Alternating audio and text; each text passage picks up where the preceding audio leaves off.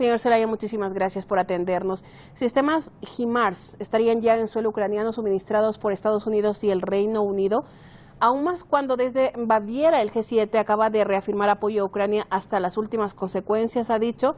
Desde Rusia hay una huida hacia adelante, dicen que atacarán objetivos no contemplados sin temer un conflicto directo con Occidente. ¿Y ahora qué? ¿Qué va a llevarnos todo esto, señor Zelaya? Bueno, yo diría que lamentablemente en las circunstancias actuales tenemos que considerar como el contexto más probable el que el conflicto no termine en Ucrania, sino que se transforme probablemente en un conflicto continental o quizás incluso mundial. Lo más probable, vamos a decir, en un 70% de posibilidades. Porque ante la dimensión de lo que estamos hablando, siempre hay que contar con que en el último momento se tomará algún tipo de medida para que ese proceso no se produzca. Sin embargo, hay que tener en cuenta el origen de todo esto. En Estados Unidos, fundamentalmente, está en el poder lo que allí se llama el partido de la guerra, the War Party. Ya sabíamos que a partir de las elecciones de 2020, nosotros desde Kaizen ya lo dijimos, que si ganaba en Biden esas elecciones podíamos estar a un año de una guerra mundial, y efectivamente sabemos que esto efectivamente se está verificando.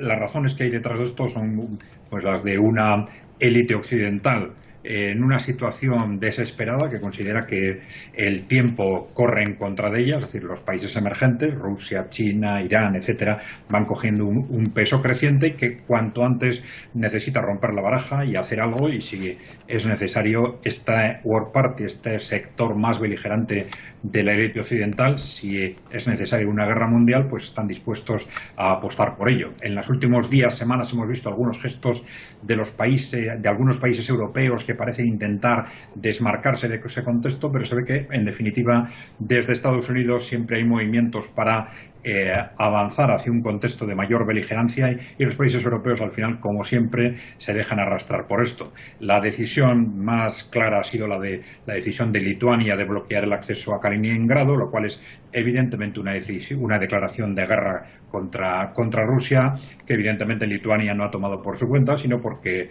desde Estados Unidos se le ha indicado que debía adoptar esa medida.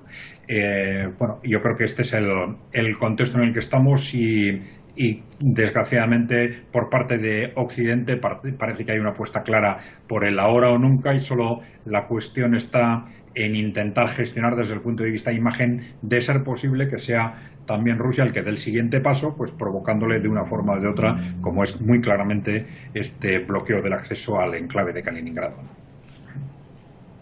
Señor Zelaya, sin palabras, realmente sin palabras. Se esperaba por la disuasión, y esa respuesta que usted dice de última hora, de pronto la cordura viene, la lógica llama, pero al parecer no es así.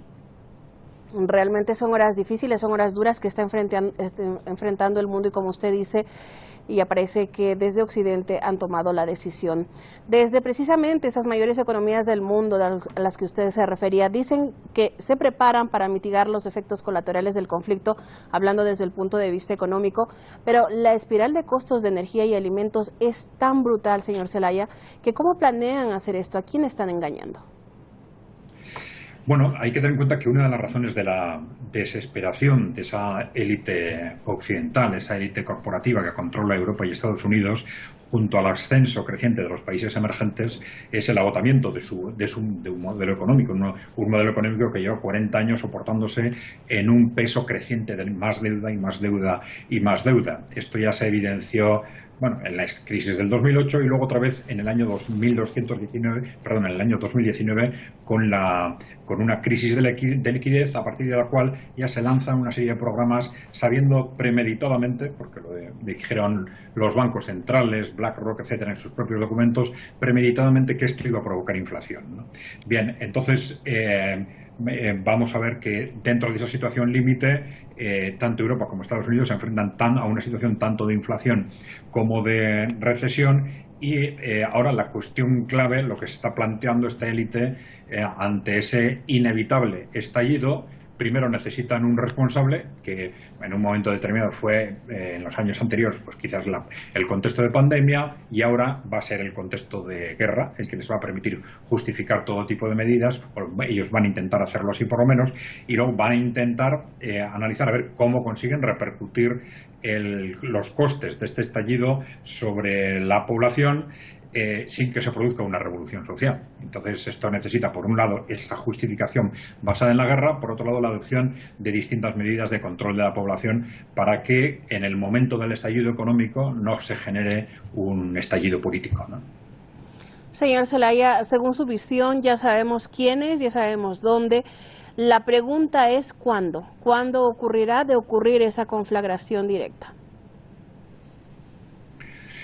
Bueno, esto es muy posible que ninguna de las partes lo sepa. La sensación es que, en principio, podía haber quizás una apuesta a que Ucrania fuese, como ellos decían, un nuevo Afganistán para Rusia, que significase un estancamiento y un desgaste progresivo, pero ya está claro que Rusia, de forma metódica pero progresiva, pues va a ganar, ya saben que va a ganar la guerra en Ucrania. Esa evolución territorial va a llegar hasta donde Rusia quiera. Entonces, necesariamente desde Occidente, desde Estados Unidos, se está planteando que antes de que termine esa guerra en Ucrania, el conflicto tiene que ir a más, ¿eh? Es decir, no van a permitir que Rusia normalice, estabilice la situación en Ucrania para que se pueda dar el siguiente paso. Entonces, yo creo que necesariamente va a tener que ser la apuesta de Occidente, es que eso va a tener que ser durante los últimos meses, mientras todavía el conflicto está pendiente en Ucrania. Muchísimas gracias, Adrián Zelaya, presidente de CAICENTE.